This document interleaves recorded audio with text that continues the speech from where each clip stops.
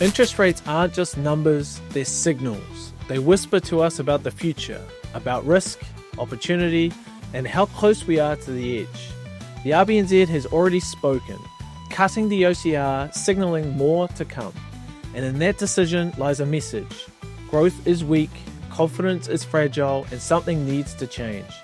But what does it mean for you, for borrowers, investors, for anyone deciding whether to move now or hold the line? Mike Jones, BNZ's chief economist, returns. Always worth the airtime, he brings clarity to chaos, charm to charts, and context to headlines. Financial freedom faster. Financial freedom faster. If you like making money rather than watching everyone else do it, hit that subscribe button because the numbers don't lie. More investors are getting the New Zealand housing and real estate intel from this show than any other YouTube channel in 2025. Mike, what is the underlying message behind the Reserve Bank's OCR cut? Well, I think the underlying message is one of sticking to the plan, which is the economy is still relatively weak. It needs a bit of a helping hand. Inflation is, very broadly speaking, under control, and the Reserve Bank are best placed to deliver that helping hand. So we're getting a lower OCR that should feed through to some of those retail rates. And as folk roll on or roll off higher fixed rates onto some of those lower rates, they're going to have a little bit more cash in their pocket to hopefully spend through the economy or do whatever they would like with to try and get some growth back into the New Zealand economy. And is the pace of cuts slowing down now? How is that going to affect the housing and business owner decision-making process? I think a slowing in the pace of cuts has been pretty well signalled in advance. I mean, there was a little bit more urgency when rates were higher to get them down faster, but we're now sort of more in a softly type of environment, which is appropriate given all of the volatility and uncertainty that we're seeing, particularly from offshore. There just is not enough certainty for the Reserve Bank to go aggressively in either direction at the moment. So it's a case of, as I say, sticking to the plan, continuing to ease and to move policy in a more stimulatory direction without being too firm or taking too strong a view about what we might see in future. So preserving a bit of that optionality. And the 2-year fixed rates are at the cycle low now. Is this the best chance that buyers are going to get this year? Well, look, some of those longer term fixed mortgage rates we've been saying may have a little bit more downside, but if you look at the scale of the trend down we've seen over the past 18 months to 2 years, the bulk of that move is now most likely done, because if you look at what the market's doing, it's already been and continues to price in the bulk of the Reserve Bank's easing cycle. So you could see a few further adjustments, but it's really just those short-term mortgage rates that have the most downside from here. So you're effectively getting that normalization of the mortgage curve that we haven't seen for a while, with shorter rates below those longer rates. And if you look at what people are doing, well, they are starting to think about and increasingly move into some of those longer term fixed rates, term out some of that debt. We're seeing that crop up in some of the Reserve Bank's numbers. And do the banks know something that the public doesn't? Looking at the swap rate activity and the fixed rate demand? No, we don't know. We've got the same information as everyone else. And what we've seen actually in the swap rates recently is some stability after a period of volatility, most of that tied to what was happening in the US with the tariffs and so forth. The pricing recently has actually been relatively steady. The market has been pricing a terminal low point, or the ultimate low point in the Reserve Bank's cash rate cycle of somewhere between 2.7 and 2.9, relatively consistently over the past couple of months, and that's pretty much consistent with our view. We've had that 2.75% endpoint in the numbers for almost a couple of years now.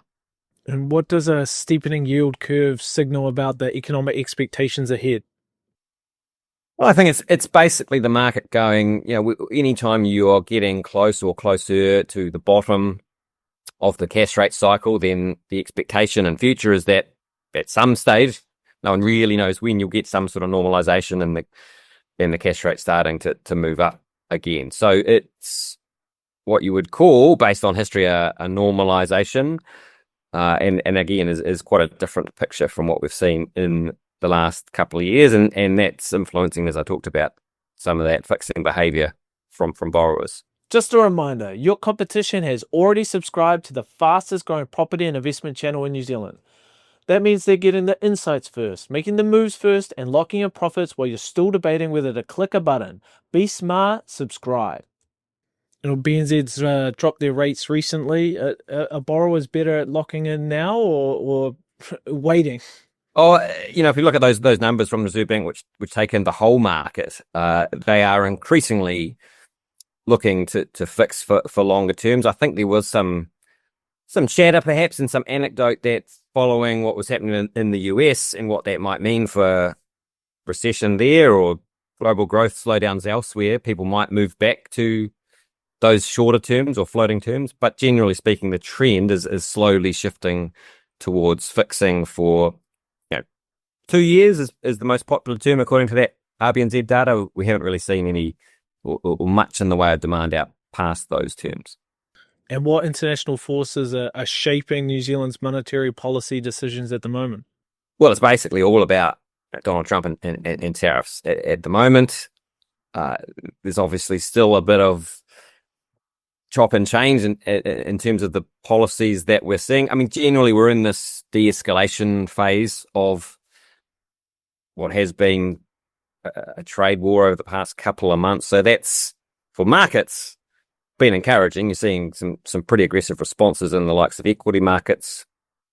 But it's still far too early to better get too much in the way of clarity. It's still talking about an average US tariff rate of 17%, which is about the highest in almost 100 years. So it's still going to be a big old shock for the world to accommodate, and the impacts it might have on global growth and global trade flows, all of which are very important for New Zealand. So hence why we've got maybe a tiny bit more certainty than we might have had when we last spoke. But the announcements we saw earlier in the week around European tariffs just show you it's going to be a moving feast for some time. Is the OCR more about like confidence management, or is it about suppressing inflation right now?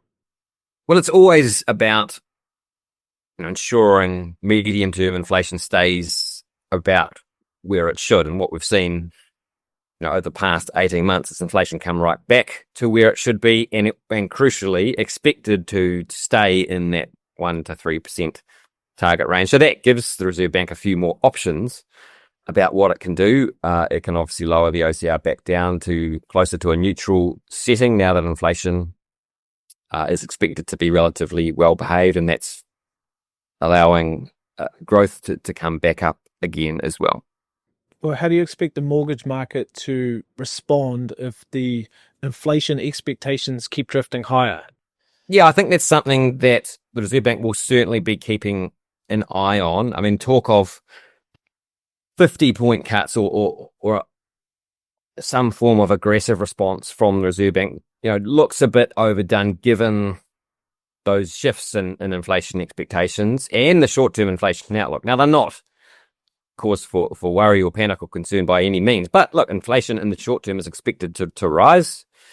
Inflation expectations have just nudged up a little bit, so that will be of some annoyance to the Reserve Bank. It doesn't really change the game, but what it does mean is that you probably can't lower or move too aggressively in this sort of environment, because ultimately it is still about inflation. We think it's well contained, but again, it comes back to that point about uncertainty and volatility. You've got to keep an eye on these things as you go through. Is the governor's resignation, Adrian Orr leaving the RBNZ, irrelevant, or should we be paying closer attention to the leadership tone in there at the moment? Well, you've got Christian Hawkesby, who's being the deputy, so you've got that continuity, I think, in leadership at the Reserve Bank. So I don't think it will matter a whole lot in that respect, no. It'd be a bit different if you got the job. I haven't put my application in, so it'd be very surprising actually if I did get the job. Appreciate your insights today, Mike, and suggest everybody check out your latest reports. And been watching the OCR dropping and hope to see more of it. Thanks, Andrew. Always a pleasure. A reminder again, money moves fast and the investors making the most of it are here. This is the fastest growing property channel in New Zealand for a reason. If you don't subscribe now, just know that someone else is already using this knowledge to make their next deal while you hesitate.